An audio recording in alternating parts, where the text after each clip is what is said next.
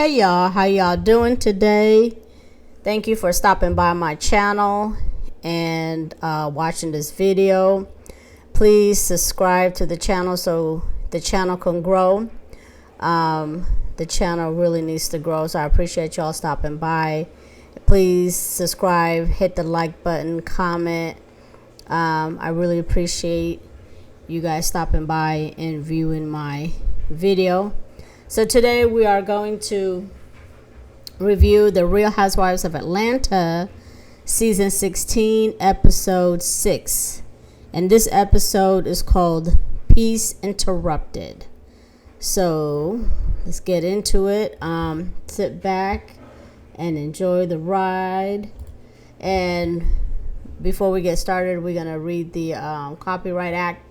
So Section 107 of the Copyright Act of 1976 says that there is allowance for fair use of copyrighted material for such purposes as criticism, comment, news reporting, teaching, scholarship, and research are examples of activities that may qualify as fair use. Okay, so let's get started.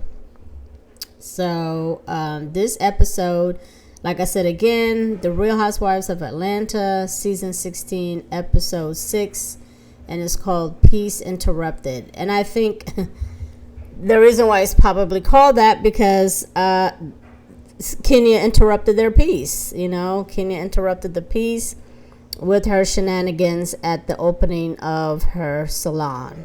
So the scene opens up with the producers asking them at their confessional what they thought about last night. So it's, opens up with scenes from episode 5, like flashbacks from 5, playbacks from Kenya's hair salon opening, where Kenya just, she went to hell. Kenya went to hell. I already, if you missed my review on episode 5, please go back and watch episode 5. I kind of went in depth about Kenya and how I felt about Kenya and what she did and how horrible it was. And you can check out that video, please. But yeah, so Kenya, she just, what she did was awful. What she did was wrong. There's no way to take up for that. So basically that was the, they did the flashbacks, and then it goes to Britt. It opens up with Britt at her home, talking with her husband, saying how she hasn't slept in days, how she's devastated, embarrassed, hurt, about what happened, what Kenya did, posting those RPs and those photos at the grand opening, which was distasteful. This is Kenya. This was your business. Was your grand opening. This was your legacy. This was for Brooklyn, and that was the wrong place at the wrong time. And I mean, there's really no right place for it anyway. It should have had happened, period. But out of all places, at the grand opening of your business, that was just horrible. And you did it to yourself. You can't blame nobody. But, and the thing is, I haven't really heard Kenya apologizing and taking accountability. Like most of the interviews that I've seen, she's kind of like making excuses, not really taking accountability for what she did. Never really came out and said, I apologize to Britt, Edie. Shouldn't have not did what I did. It was wrong. It was distasteful. I sabotaged my business and myself. Like, she needs to go and apologize for real.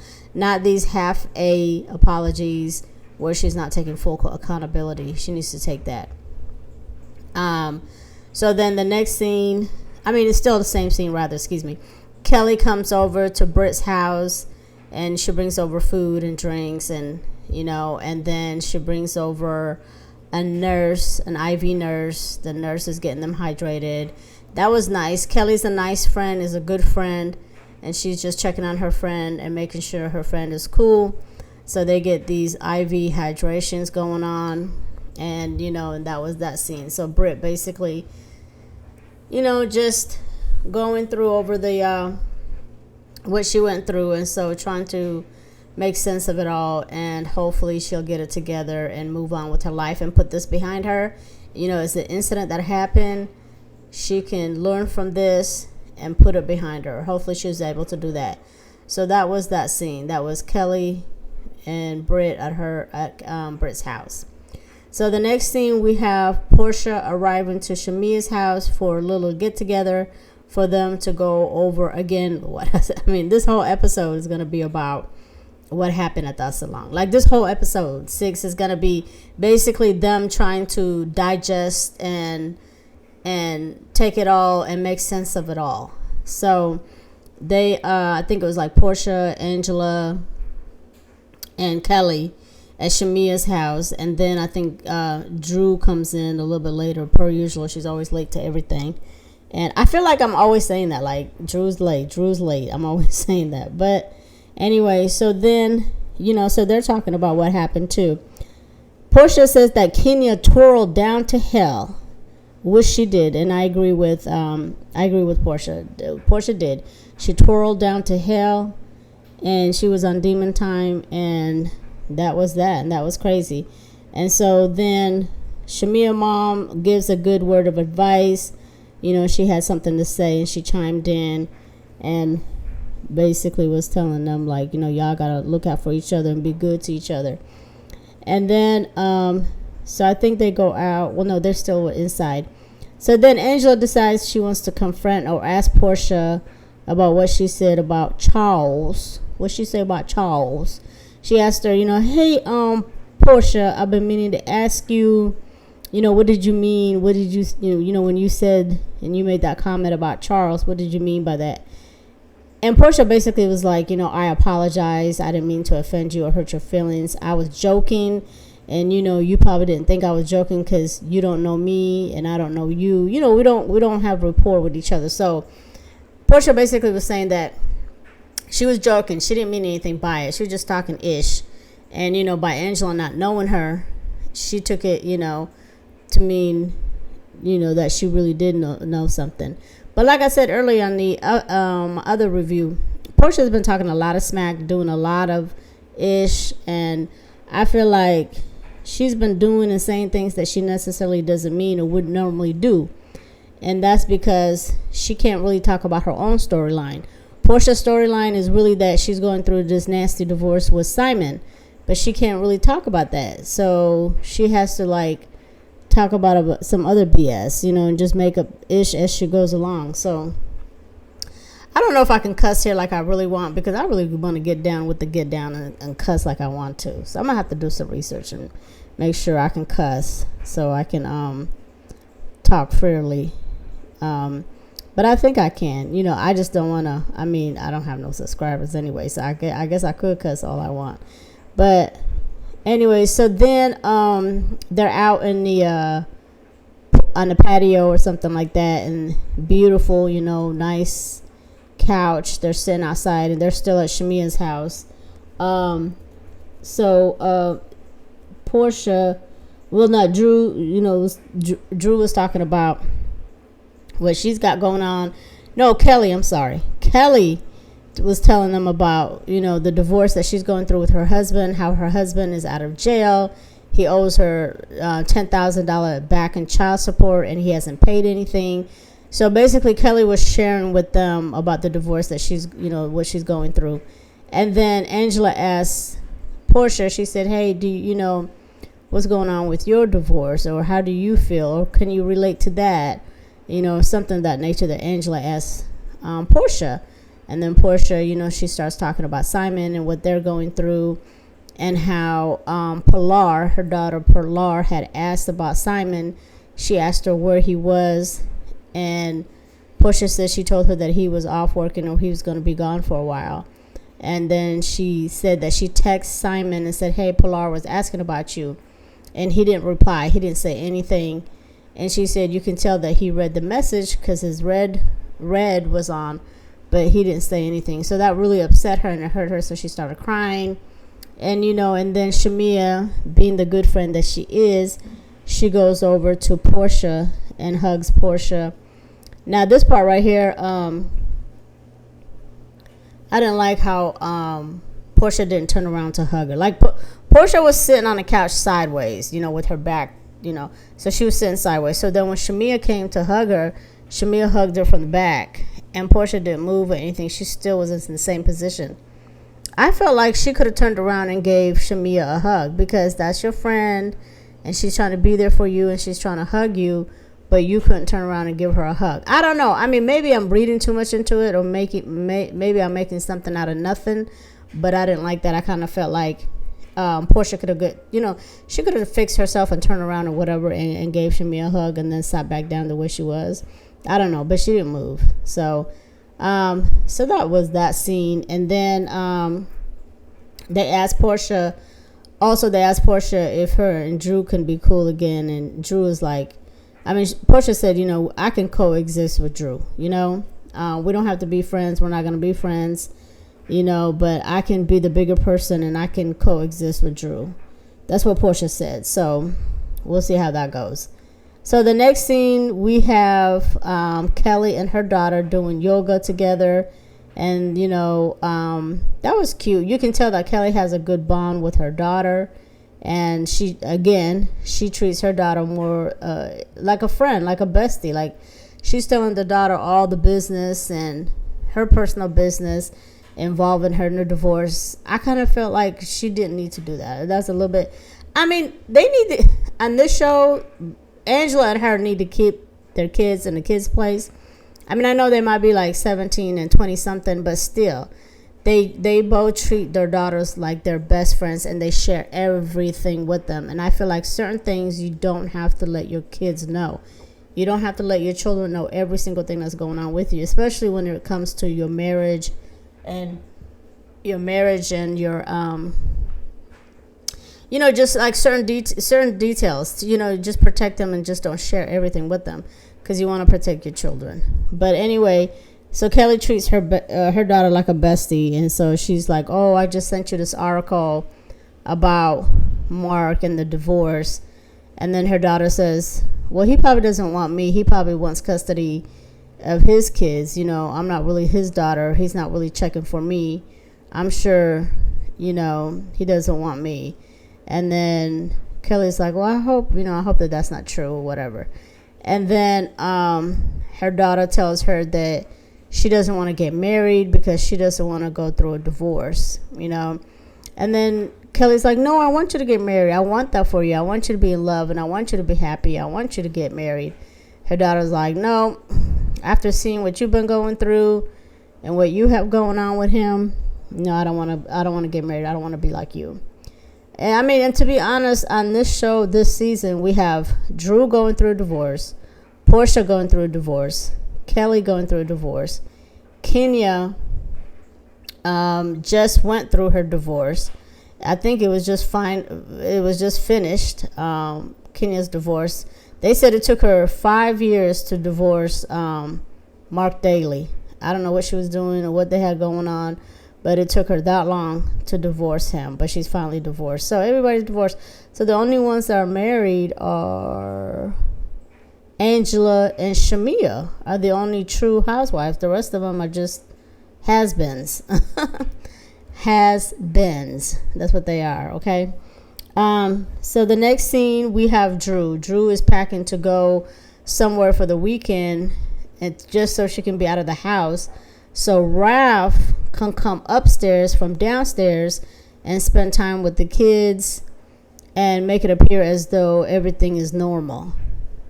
So she's downstairs eating breakfast with the kids, and he shows up upstairs earlier than he's supposed to. And he's like, oh, she's like, what are you doing up here? And he's like, why are you still here? Basically. And so then she's trying to hurry up and eat and get out of the house. Did her little girl's hair and stuff. This is crazy to me. I don't know, because it's like Raph lives downstairs, Drew has the upstairs, and then they're acting like the kids don't know that they're getting a divorce or that they're going through a divorce. So they're sitting there trying to paint this picture like everything is hunky-dory, everything is normal, everything is perfect. And do they really think the kids don't know that there's something going on? Even though you guys are living in the same house, one is downstairs, one is upstairs, and then they know that you guys are never around with each other. You guys are probably not hugging and kissing in front of them like you used to before. Things that they've seen you guys do together, you no longer are doing them together, Drew. So the kids know how to put 2 plus 2. Kids are not stupid. Why do people think kids are stupid? Kids are not stupid. They're smart and they can sense things.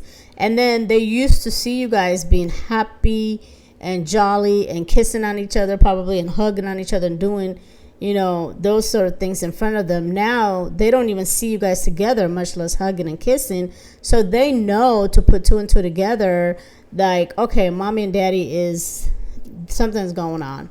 The kids know that you're divorcing. They're not stupid. So, but I think y'all just doing this. Both of them are narcissists to me. To me. Drew and Ralph, they're both selfish, and I don't know why Ralph won't just go and get his own place, but whatever, So that's that scene. So then Drew kind of like finally leaves. She gets in a car, and then her sister meets her in the car, and she's like upset, kind of like getting ready to cry. And and before she gets in the car, I'm sorry, let me back up real quick. Drew tells Raph that he needs to pay the bill for the pest control. He's like, why am I paying the bill for the pest control? Why don't you pay it? He says that he pays all the bills in the house, that Drew doesn't pay any bills. And so he says, what, it's only like $100 something for the pest control. Why doesn't she pay it? I mean, I don't know if that's true or not, that Drew doesn't pay any bills in the house. I don't know. I kind of find that hard to believe that Raph pays everything and Drew's not paying anything. I'm not taking up for Drew because y'all know I don't see it for her. But that doesn't make sense, Ralph. I believe that Drew probably pays half or probably most. The reason why is because you're still there. It's like if you were paying all the bills there, then why don't you have your own place? I feel like you're living in the basement because you can't afford to get your own place. So that's why you have to be downstairs in the basement. So I don't know. Hopefully they'll show us, but it seems as though he might be lying about that. But who knows? So then Drew gets in the car and she leaves. So next scene, we have Shamia going to the studio so she can play her song for the girls, which is Angela and Drew. The song is produced by RL, who is from the group Next. I know y'all remember him. That song that goes like, let's have it go. How's it go? Excited. Oh, I like try, but I can't hide it. Okay, let me stop while I'm ahead. But anyway, he's from that group Next, and so she said that he's written for Luther Vandross and other people. So RL, he's been in Atlanta for years, and he's part of, his wife is like really best friends with Candy. So they're all part of that crew. Candy, Toya Johnson, Shamia, Rashida, Tiny. That's that crew. That's that clique. So that's what that is. And so then they come and they're playing. They end up playing the song for the girls to listen to, and then Shamia kind of throws a little bit of shade at Drew, saying that instead of working with Dennis, Drew needs to work with somebody like RL.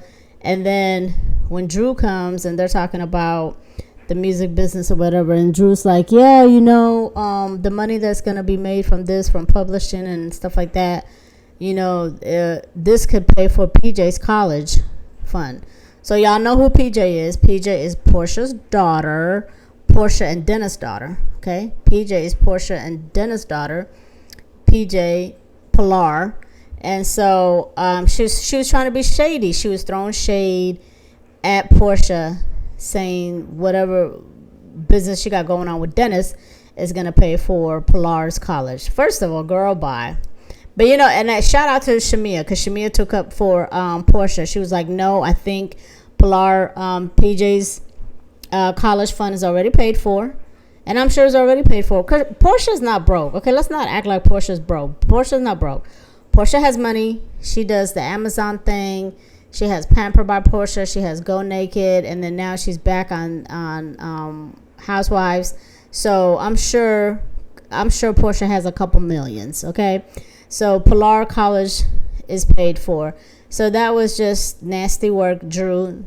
Again, reaching, and that it didn't land with me. Okay, she just sounded stupid to me.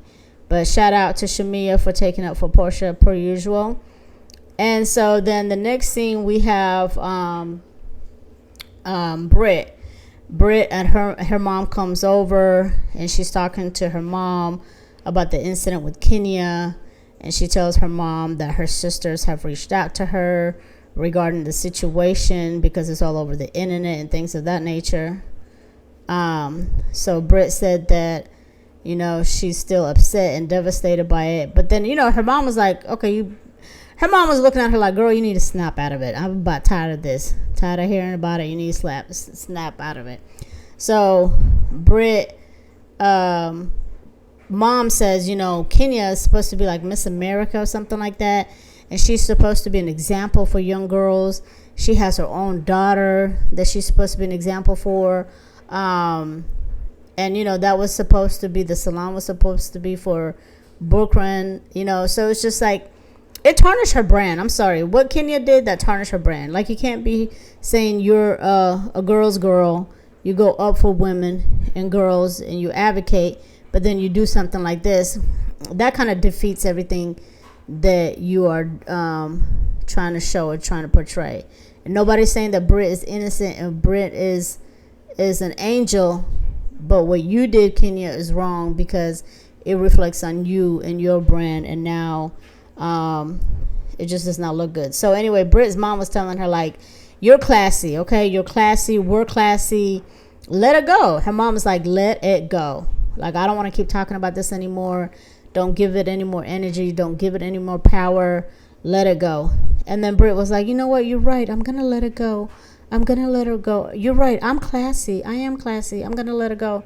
So then she didn't say anything. She just shut her mouth. And then they showed her just like, you know, looking like she got over it. So that was that. And hopefully she has. So next scene, we have Portia and Shamia meeting up to play, I don't know, look like pop-up golf or something like that. And they were having a good time. They were playing. They were having conversations about Drew and Dennis working together. And flashback, they talked about Simon. You know, it was a cute little kiki. You can tell that they're still best friends. Okay?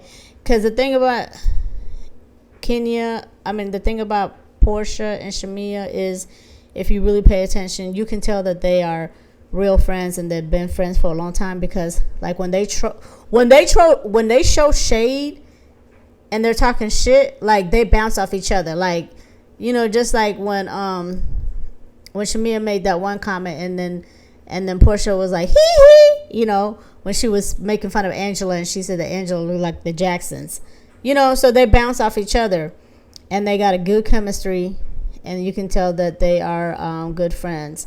So hopefully they remain that way. So next scene, we have Kelly. So Kelly is throwing a brunch at a garden for them to kind of like come and have peace. That's why this episode is called Peace Interrupted. So for them to have peace, to make sense of things, to talk things out, to kind of lift Britt up. So this brunch was for Britt. Not everybody, but she invited, the girls came over. So she had her stylist, this guy named Paris. I've never seen him before, but I'm here for him. He's cute. I liked his energy. I liked his vibe. So he was there. He said to her, he's like, this cup has leaf or something on it. And she was like, oh, okay. And so he's like, which one of the girls you don't like? He was like, she can sit there. You know, just throwing fun shade. I like him. So hopefully they keep him and they show him more. So then Shamia and Angela show up. I think they were the first ones to show up. Portia calls Kelly and tells her that she's not going to be able to make it, that she was sick, and that was Pilar was sick first, and then now she's sick, so she's not going to be able to make it. So Angela and Shamia show up, then Drew, and then Britt shows up last. So they're having brunch. Shamia asked Britt how she was doing and how she was feeling, and Britt was like, I'm okay, I'm getting over it, pretty much saying, that she's just, getting over it. Then Kelly tells Britt or the whole group or whatever, she's like, so we all want to get your side of the story. We all want to hear from you because they've talked to Kenya. So, we want to, this is for you. So then Britt, okay, so when Kelly said that they've talked to Kenya, you can tell right there and then that Britt radar went up, and you can tell that she was on one, like instantly. Like, the thing is with Britt, prior to the incident that Kenya did, Britt always kept Kenya's mouth in her name, in her mouth, always. And then now, after that happened, she still got Kenya in the brains. And so then Britt gonna ask everybody, hey, so why, so y'all talked to Kenya? Like, you can tell she was butthurt about that, basically, okay?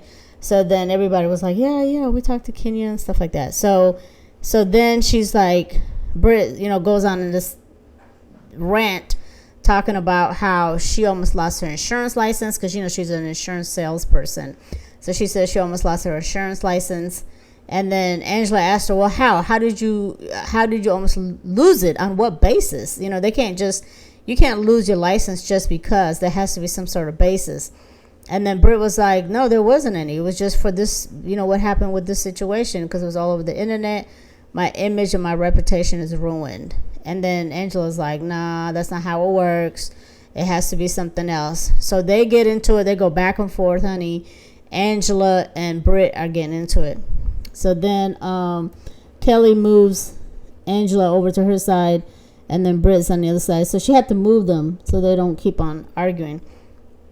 And then so Angela in her confessional says that the way Britt was coming at her, it was like the little mimosa was coming out of her, which is Britt's dog, the dog. So she was like saying, the little pit bull was coming out of her. She coming at her hard.